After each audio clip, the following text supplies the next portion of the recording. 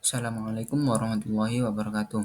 Selamat siang kepada Bapak Sugi Hasbi, dosen mata kuliah Agama Islam dan teman-teman sekalian. Saya Wildan Hafil Al-Furqon dari kelas Kimia D, Departemen Kimia, Fakultas Matematika dan Ilmu Pengetahuan Alam, Universitas Brawijaya. Dan hari ini saya akan membahas topik yang sangat penting, yaitu masyarakat madani dan kerukunan antar umat beragama. Tujuan pembahasan topik ini adalah memahami bagaimana Islam sebagai agama rahmatan lil alamin menawarkan konsep masyarakat ideal yang damai dan beradab. Apa itu masyarakat madani? Sederhananya, ini adalah masyarakat yang beradab, mandiri, dan aktif. Mereka bukan masyarakat yang pasif, tapi masyarakat yang kritis, taat hukum, dan punya etika tinggi. Nah, hubungannya dengan Islam, konsep masyarakat madani sebenarnya sudah ada sejak zaman Nabi Muhammad SAW, yaitu saat beliau membangun kota Madinah dengan dasar piagam Madinah. Piagam itu memastikan semua warga, baik muslim maupun non-muslim, punya hak yang sama dan hidup berdampingan dengan damai.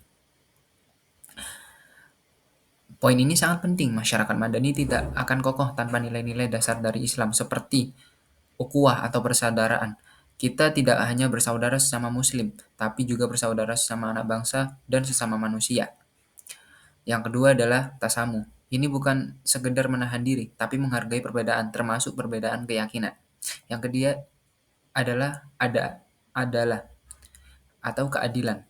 Semua orang harus diperlakukan sama di depan hukum, tanpa memandang latar belakang agama ataupun suku mereka. Keadilan ini adalah perintah langsung dari Allah. Yang terakhir adalah musawah atau kesetaraan. Artinya semua manusia punya derajat yang sama di hadapan Tuhan dan negara. Tidak ada yang lebih tinggi atau lebih rendah hanya karena suku, jabatan, atau agama. Jadi masyarakat madani dalam perspektif Islam adalah masyarakat yang beradab karena adil, setara, dan toleran. Sekarang kita pindah ke kerukunan. Nah, apa sih kerukunan itu? Kerukunan adalah kondisi di mana kita bisa hidup damai, saling menghormati, dan tidak ada permusuhan antar kelompok agama. Ini adalah kunci agar masyarakat madani bisa berfungsi. Dasar dalam Al-Quran sangat jelas. Kita punya prinsip seperti pada Quran Surat Al-Baqarah ayat 256 yang artinya tidak ada paksaan dalam menganut agama. Keyakinan adalah urusan hati, bukan paksaan. Lanjut lagi di surat Al-Kafirun ayat 6. Untukmu agamamu dan untukku agamaku. Ayat ini adalah pagar pembatas. Maksudnya di sini mengajarkan kita untuk tidak mencampuri urusan ibadah orang lain, tapi fokus pada amal kebaikan sosial bersama. Selain itu, Islam juga memerintahkan hubungan baik. Ini ada di Quran surat Al-Mumtahanah ayat 8. Ayat ini mengatakan Allah tidak melarangmu berbuat baik dan berlaku adil terhadap orang-orang yang tidak memerangimu dalam urusan agama. Lanjut, kita ke mewujudkan kerukunan tentu punya tantangan.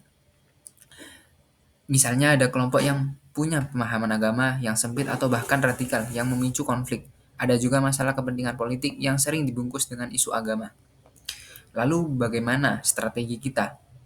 Sebagai umat Islam, kita harus aktif dalam dialog antar agama. Kita bicara, kita dengarkan, kita hilangkan prasangka. Selain itu, pendidikan agama di sekolah atau di rumah harus mengajarkan keterbukaan atau inklusif dan sikap moderat, bukan mengajarkan kita untuk menjauhi atau memusuhi yang berbeda. Dalam konteks Indonesia, umat Islam punya peran penting, yaitu menjadi teladan melalui praktik moderasi beragama atau wasatiyah. Nah, apa sih itu wasatiyah? Wasatiyah itu artinya sikap pertengahan, seimbang, dan adil.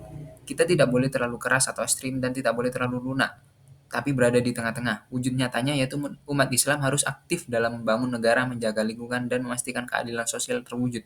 Tanpa membedakan agama tetangga kita, kita menjadi jembatan perdamaian. Sebagai penutup, mari kita ingat kembali, masyarakat madani adalah tujuan dan kerukunan antar umat beragama adalah jalannya. Keduanya adalah bukti bahwa Islam bukan hanya mengatur ibadah kita kepada Allah atau hablum minallah, tetapi juga mengatur kita berinteraksi dengan manusia atau hablum minanas, yaitu dengan damai, adil, dan beradab. Eh, Mari kita implementasikan nilai-nilai luhur ini dalam kehidupan sehari-hari kita. Sekian presentasi dari saya, semoga bermanfaat, dan wassalamualaikum warahmatullahi wabarakatuh.